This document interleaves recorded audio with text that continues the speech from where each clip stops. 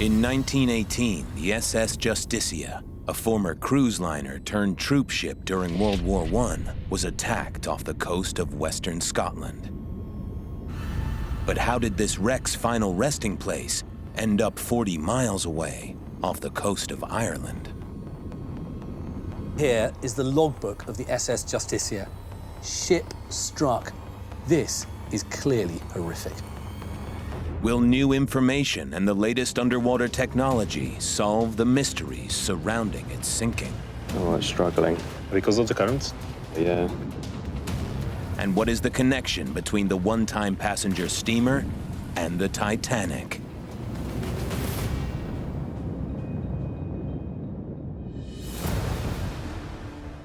The seas and oceans of the world are filled with mysteries. Lost ships and lost lives. Now, with cutting-edge technology, new clues are being uncovered, unraveling these incredible stories and revealing their sunken secrets.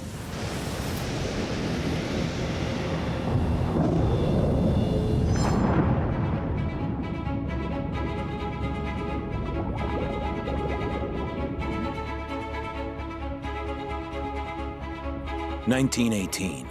World War I was at its deadly peak, and Germany's submarines were wreaking havoc on Allied shipping. Nearly 30 miles off the most northerly point of Ireland, near Malin Head, lies one such victim, the British ship SS Justicia.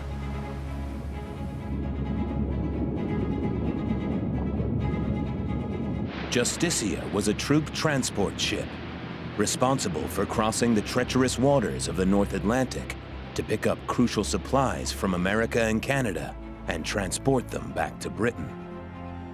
You've got to remember what a violent and dangerous environment the North Atlantic is at this stage. And this is where the SS Justicia is supposed to ply its trade. It's not exactly the best place for it to do so.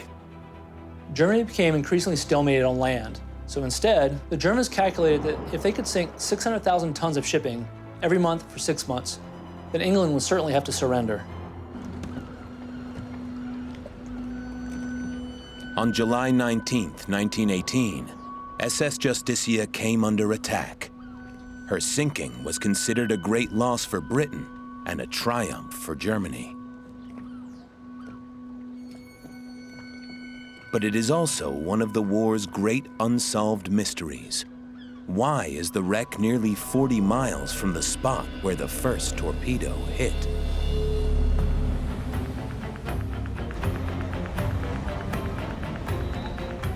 Dr. Tomas Balog is the world's foremost expert on the SS Justicia, and he believes that the answer to this question may lie on the wreck itself. Nice to meet you. But in order to prove his theories, a specialist dive team needs to be dispatched. Tomas's hopes are pinned on Michael McVeigh, the experienced skipper of the Rossgill dive boat, and underwater drone pilot Quincy Andrews. The location of Justicia's remains has never been fully mapped or recorded, so using a remotely operated underwater vehicle, the team will plan their dive.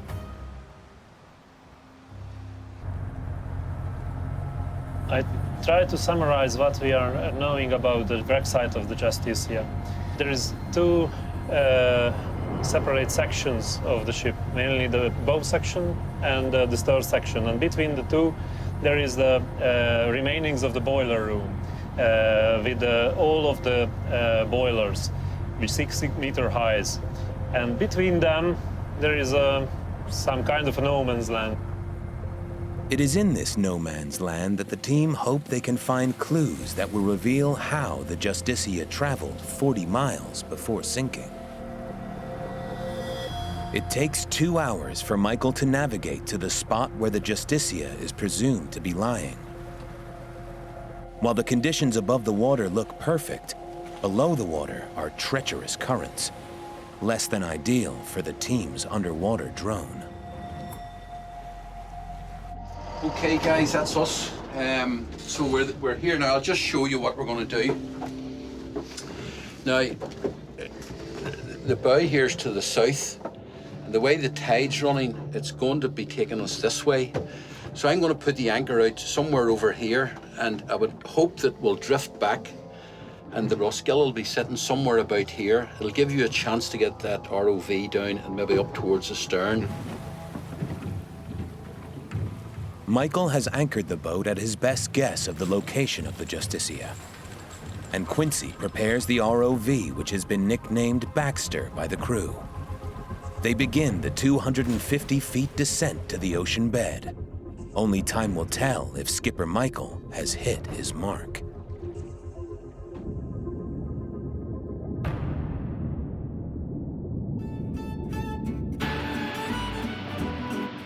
Justicia's life began in the early 1900s, before the First World War, in the prosperous pre-war era of transatlantic cruise liners. Shipyards around the world were competing to build the most luxurious passenger ships. The great cruise liners of the early 20th century were sort of microcosms of what was going on. If you were a wealthy American heiress, you could meet a Russian Grand Duke on board, you could meet a British aristocrat on board, and I think it was that social mix. Of course, top of the list was to have a first-class ticket aboard a first-class ship like Titanic.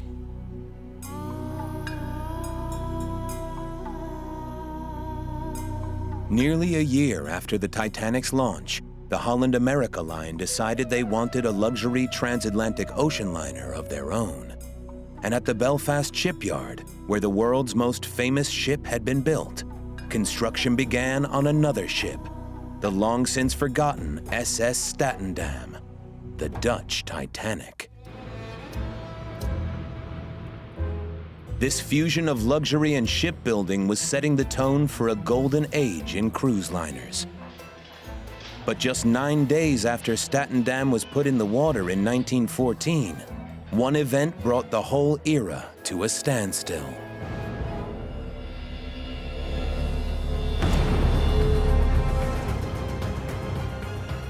With the outbreak of the First World War, carrying wealthy passengers across the Atlantic in style was clearly not a priority. But other people did need to be transported. Allied troops. The British government recognised we need troop transports, we need hospital ships. And Statendam would have been ideal for that. So the ship was given to Cunard.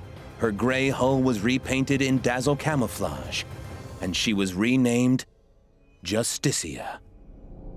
She entered military service in 1917. By that time, Britain's economy had been stretched to breaking point by the burden of war. The prospect of an Allied victory had become increasingly dependent on the import of men, materials, and ammunitions from the United States and Canada. All these supplies had to be transported across the Atlantic Ocean by ship, a difficult journey made even more treacherous by the frightening new German weapon prowling beneath the seas: the U-boat. It was this deadly new weapon that played a central part in the mystery surrounding the sinking of the Justicia. The Justicia was hit by a U-boat missile. But how was it that a ship struck by a torpedo was able to stay afloat for 40 miles before finally sinking 28 miles off the Irish coast? Can this investigation and the latest ROV underwater technology shed light on a mystery that experts have debated for 100 years? Off the north coast of Ireland, a team of experts is attempting to solve the mysteries surrounding the sinking of the SS Justicia in 1918. How did a converted cruise ship stay afloat for 40 more miles after she was hit by a torpedo?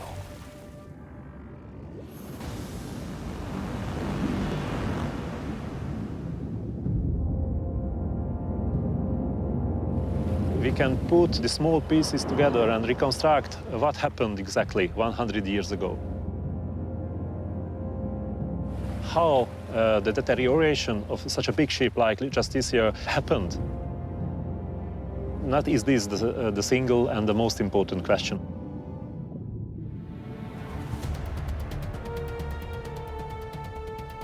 In 1917, the same year that SS Justicia entered service, Germany declared unrestricted submarine warfare on Allied shipping. They had more than 100 U-boats, capable of devastating attacks. It was essentially a battle of attrition. Those parties of the war who could produce more weapons, more material, more soldiers, they were eventually successful in that conflict.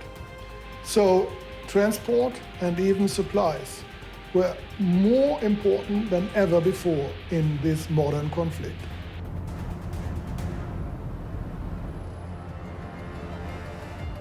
Historian Guy Walters has insight into just how treacherous these waters were.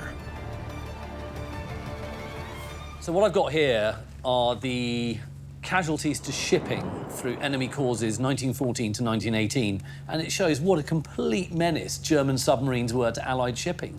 And you're looking at well over 120 boats sunk by submarines and mines in just 1 month alone.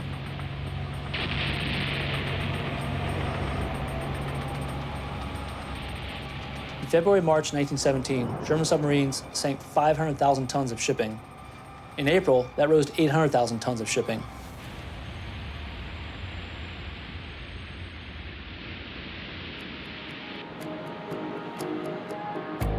All those goods, all those useful munitions coming across the Atlantic from the States, from Canada. The U-boats could have sunk all of them, and Britain could have lost the war. This is elemental. And then here, in very nice handwriting, July the 20th, 1918, we see the entry for Justicia. British flag, gross tonnage 32,234, house sunk, S, submarine, ends position 5838 north, 739 west. So, you know, it's all there in black and white, and it's just one of many, many boats. At this stage of the Great War, the Allies were using every ship they had, regardless of what it had been originally built for. The Justicia had a crew of 600, from experienced officers to boys as young as 15, for whom this was their first time at sea. One such crew member was Gene Kelly's father, Clifford Young, who was just 16 when he signed up.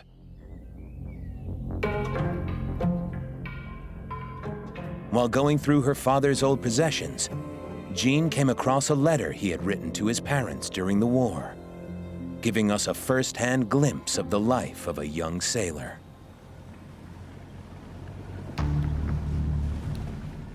I asked him about it, and he explained that he had joined the Merchant Navy at the age of 16, and he'd been assigned to SS Justicia.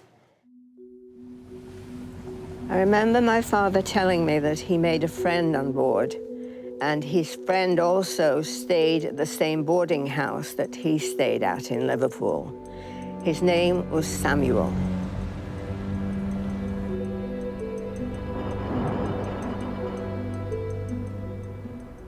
I managed to dig out the full crew list of the Justicia, and I've managed to find Clifford Young's name. It's right at the top of this page here.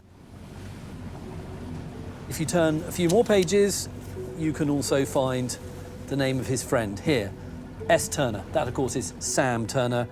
There's his address, and it reveals that he's just 15 years old. What you've also got to remember about these guys is that before the war, they just have, ordinary jobs. Clifford works down a coal mine, but of course they're all called up, and this for them is going to be a great adventure. They have no idea what's in store for them. Clifford, like many others of his age, didn't understand the dangers he was to face. He was in good spirits, often sending cheerful letters home whenever he reached the United States. He starts, "Dear Mother and Father and the rest, glad to tell you we have arrived safely in New York. I went on board last Friday night, March 21st, about 6 o'clock. The ship that I am on is the SS Justicia. The work that I do is called trimming. It's filling the barrels with coal, wheeling them to the boiler fires. The first 2 or 3 days, I felt a bit seasick, but you get used to it. There's tons of grub here. White bread, meat, porridge every morning if you want it, sausages galore. Plenty of butter, jam, marmalade, and plum over Sunday. I expect to be coming home for 3 or 4 days when I get back to Liverpool. So, goodbye for present, your loving son, Clifford. But that summer, Clifford and Sam would experience the horrors of war for the first time, when on July 19th, 1918, Justicia steamed out of port and onto a collision course with a German U-boat. This was the first chapter in the Justicia mystery story, a mystery that a new investigation and wreck dive is hoping to solve. In the vast Atlantic Ocean north of the Irish coast, a dive team is hoping to bring closure to the SS Justicia story. A story that begins on July 19th, 1918. With its 600 crew on board, SS Justicia sets sail once again from Liverpool to America. But this time, there was extra cover. Due to the large number of ships that the Allies were losing to U-boats, they decided to employ a new tactic. That was the convoy system. Convoys were the Allied answer to the U-boat threat. They were groups of ships escorted by deadly destroyers. Initially, convoys weren't a popular idea. The British Admiralty thought that captains didn't have the necessary skills to maneuver in close quarters together and avoid collisions. Also, they thought that this large concentration of vessels would prove an easy target for German submarines. That changed when the USA joined the war in 1917. Once America entered the war, there was a new supply of naval escorts to help with convoy duties. As the convoy systems became more widespread, the number of vessels claimed by German U-boats fell. The convoys were not only effective defensively, they were effective offensively. Convoy escorts no longer had to participate in long searches for U-boats. The U-boats would come to them.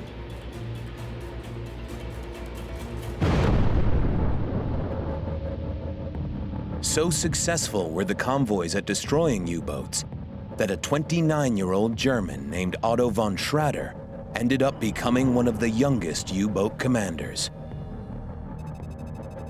And on the afternoon of July 19th, he was on patrol in the North Atlantic in UB-64. What I've got here is the logbook of the SS Justicia. And, you know, when you look at it, initially everything looks pretty normal, pretty straightforward. Summary of entries, docking people 2 days' pay.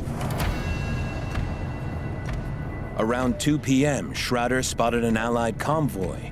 He couldn't believe his luck. It was steaming straight towards him. You've just got all the normal sort of entries of a ship on a voyage. Schrader targeted the largest ship in the group.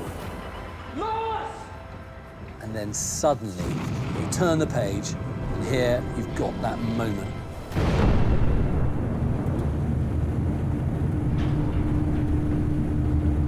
Ship struck by enemy torpedo in engine room, which at once filled. Ship stopped. Electric engine room flooded. This is clearly horrific.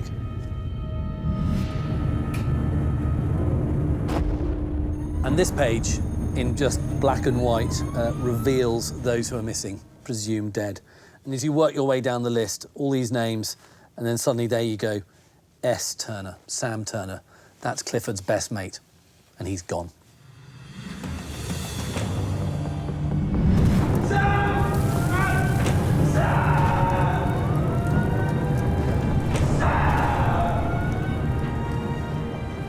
There was no time for mourning.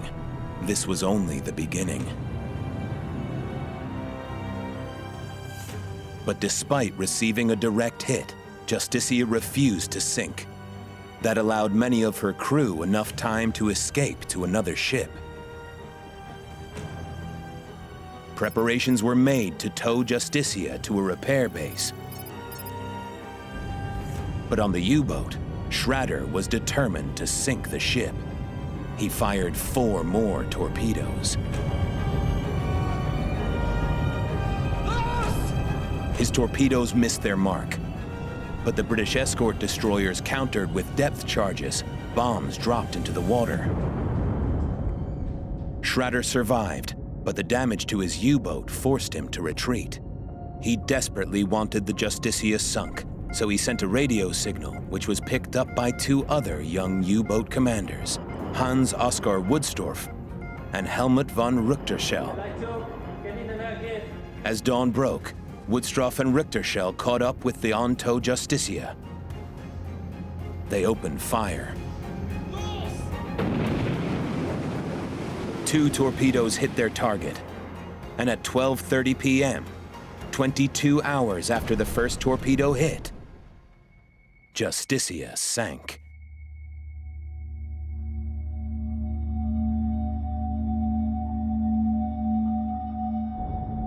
Schrader returned to Germany as a hero, but it was only later that he would discover his enthusiastic welcome home was not completely deserved.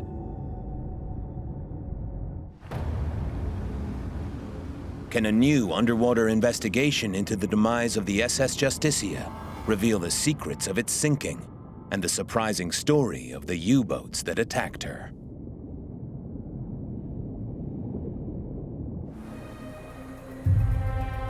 Off the north coast of Ireland, a team of underwater explorers are trying to solve the mystery of the sinking of the Justicia, which was hit by a torpedo from a U-boat under the command of Otto von Schrader. Today, the wreck is situated nearly 40 miles from Schrader's torpedo hit, showing that the attempt to tow the ship had been successful, despite her rapidly flooding with water. Michael McVeigh and the crew have sailed out to the location of the wreck with maritime historian Tomas Balog. They've deployed Baxter, the underwater drone, hoping that by exploring the uncharted area of the wreck, they can discover how Justicia was able to stay afloat for so long. Come and have a look at it. That's what you think. That's great. These are the boilers. Boilers. Okay. And as you can see, there is the aft end of the boilers.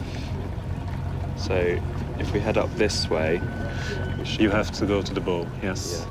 Having plotted an estimated position above the wreck site, Quincy pilots the drone along the uncharted area of the wreck.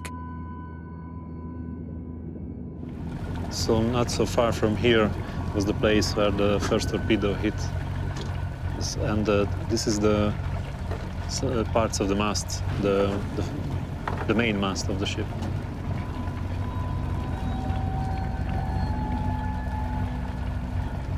Some collapsed parts of the engine, the main engines.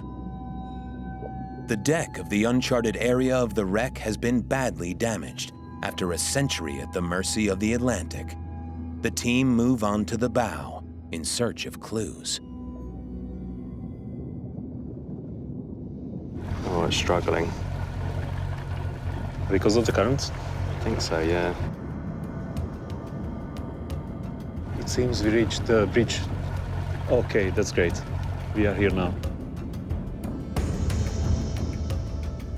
Quincy fights against the strong current in order to maneuver the drone into position to get a clear shot.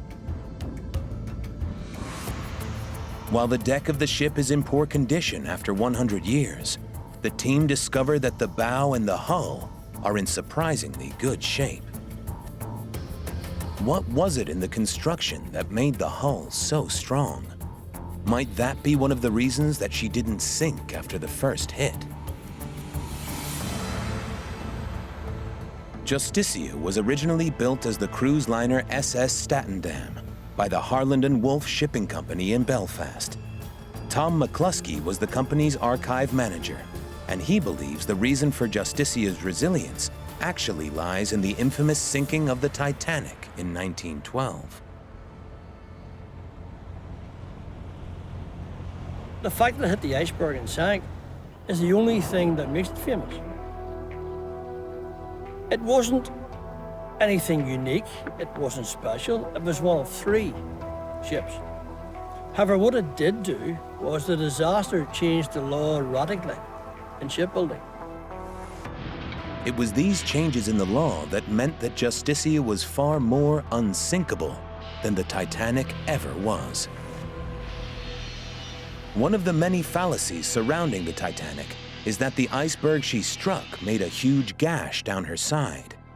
It was actually a series of small punctures that pushed rivets out of the steel plates, allowing the water to flood one apartment after the next. So with tragic hindsight, the shipbuilding regulatory bodies decided that ships in future must be made completely watertight. The watertight subdivisions on the Titanic barely extended above the waterline. So when water came through a breach in the hull, the bulkheads couldn't contain it, and Titanic was doomed. On Justicia, the bulkheads went all the way up to the deck, meaning that floodwater was contained in sealed compartments. And so it was only by penetrating 3 of these compartments with 3 torpedoes that the weight of the water finally caused Justicia to sink. Had Justicia been built to the same standard as Titanic, she wouldn't have survived as long as she did. It was Justicia's past life as the cruise liner Statendam that saved her for so long. The German U-boats had claimed their victim, but it would later be revealed that Justicia was a victim of mistaken identity. When Otto von Schrader, the German commander of UB-64, spotted the Justicia, he believed he was looking at the USS Leviathan, a German ship that had been seized by the Americans. For Germany, the loss of the ship was humiliating. To sink it would have meant glory for the successful U-boat commander. Schrader had seen what he wanted to see.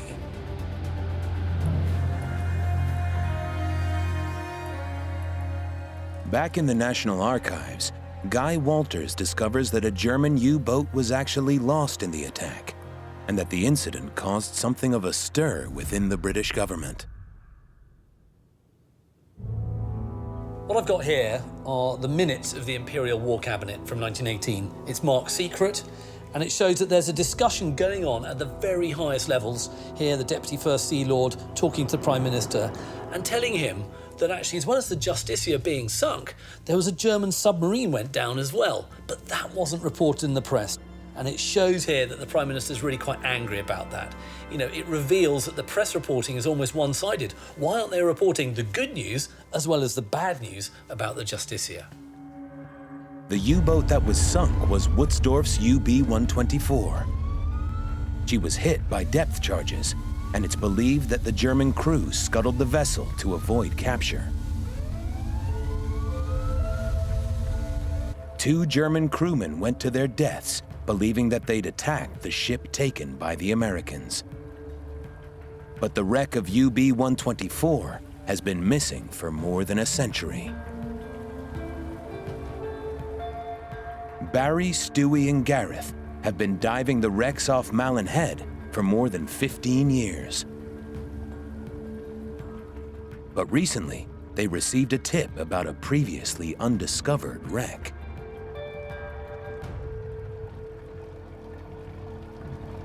On the sonar, we could see that it was in and around the right size to be a U-boat. And 2, then we do have a list of various U-boats that are lost in the area, and 1 being the wreck of the UB-124. So what we're trying to do is narrow down what it could be. So we're going to look at the configuration of the torpedo tubes that matches the wreck of UB-124. We're going to look maybe for some of the ammunition or the armaments, especially from the deck gun, and maybe we can get a date from that. But if this is the wreck of UB-124, more than 100 years have passed since its sinking. So key to identifying it will be gathering information for analysis back on dry land.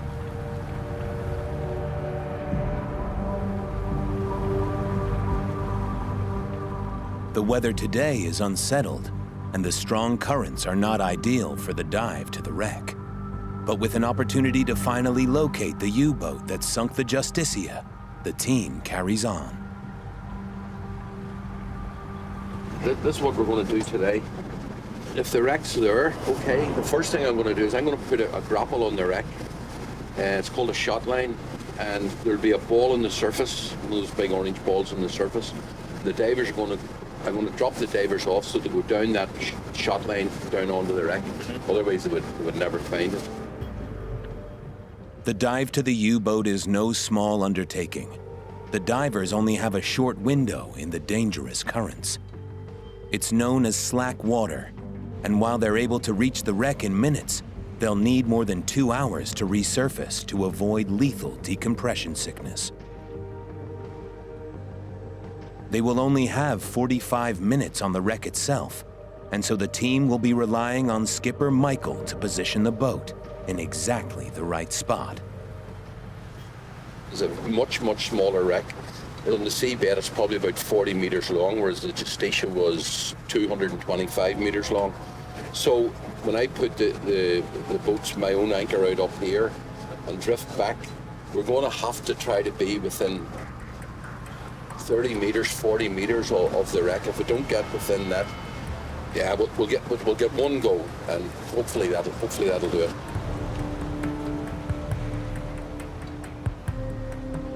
The Roskill pulls up to the coordinates, drops anchor, and the divers have no time to lose.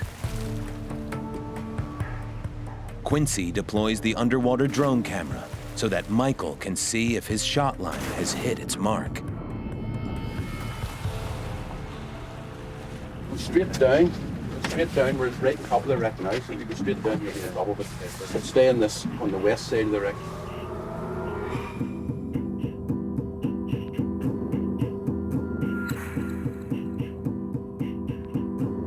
The drone eventually picks up the shadowy outline of what looks like a U-boat. Baxter moves in closer, and Michael spots the divers as they examine the remains of the stern torpedo tube. With the limited time available to them, the divers work fast to gather data.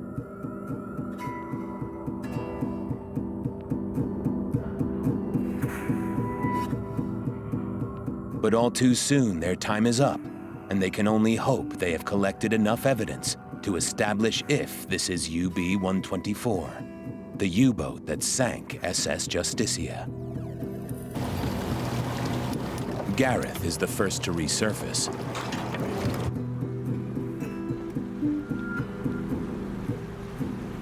What did you think of the wreck? Yeah, very nice wreck. She's broken kind of just forward of the where the conning tower would have been. Yeah. So the stern section is fairly intact, I suppose you want to call it that. The outer hull is gone in places. But you can see inside the wreck in towards the engine. You can see the engine bays and stuff. So whatever happened, whatever catastrophic failure it had in the bow section. The damage on the wreck doesn't look like it was caused by the depth charges. That gives the team another mystery to solve. And what about the conning tower? Did you have a look inside that or around that? Or? Yeah, you could obviously see in from both sides of it. All right, yeah. I suppose the thing that stood out to me was how small it was. Right. It's very small. The conning tower is from where the commander controls the U-boat. Its small size is consistent with UB-124. How many meters off the wreck does it land, the conning tower? Probably about 20 to 30. Oh, it's a good. It's a bit off it, yeah, definitely, yeah. The tower's position so far from the wreck has thrown the team yet another curveball. Next to resurface is Barry, and the team is eager to learn whether he has captured the footage they need.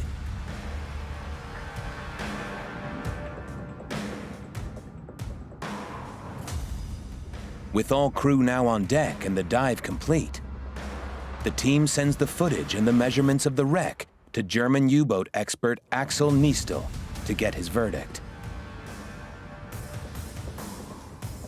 has the team managed to identify the wreck of a long-forgotten U-boat deep in the waters off Malin's Head.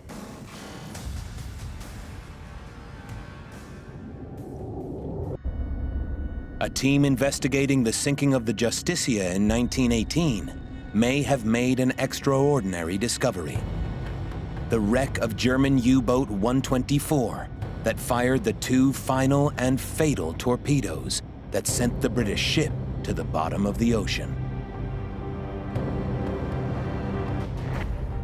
In his office in Berlin, U-boat expert Axel Niestel is reviewing the footage and data gathered by the dive team as they try to identify the wreck on the ocean floor.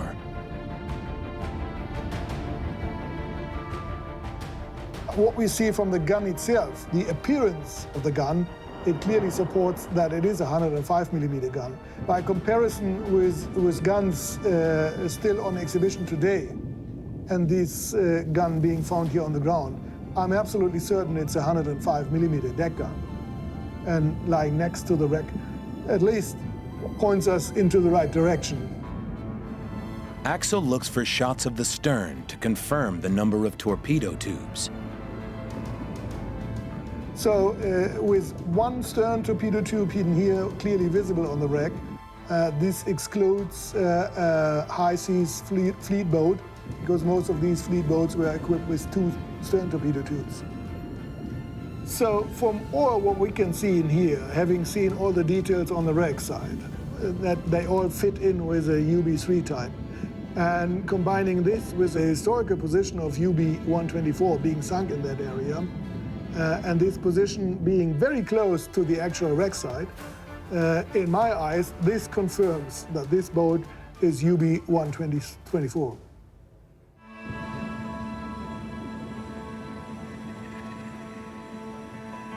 Axel is convinced the wreckage is UB124, but its damaged condition poses another question.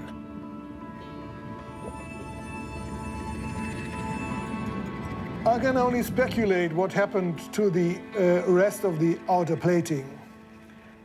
From the circumstances we know how the boat was lost. We know it was scuttled by the crew, being under fire from nearby destroyers. And so scuttling usually means that a boat is being filled with water, and then it goes straight to the ground without any structural damage. But if the U-boat was scuttled, what accounts for the catastrophic damage on the wreck? One explanation could be that with seawater entering the inner part of the U-boat and getting into contact with electric batteries, it will explode, and therefore the force of the explosion will rip apart the boat. So the most likely reason for the damage is a huge explosion caused by short-circuited batteries.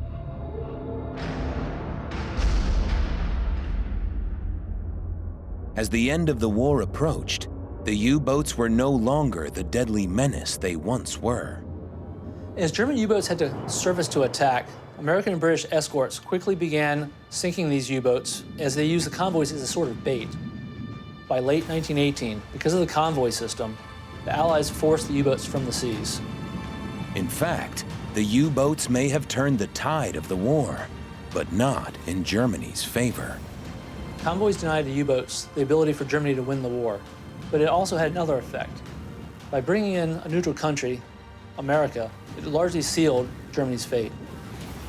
Eventually, the brutal war at sea came to an end. The positive identification of UB-124 brings closure not only to the remarkable story of the SS Justicia, but to Gene Kelly.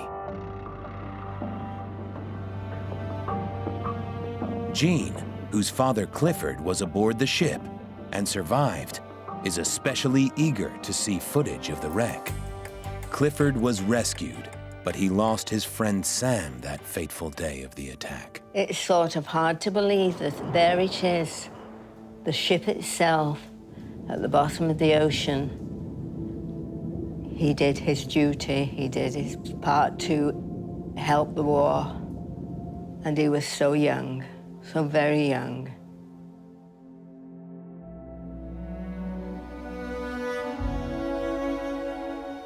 Now, more than a century later, we can feel far removed from that patriotic fervor that brought out the best and the worst in people.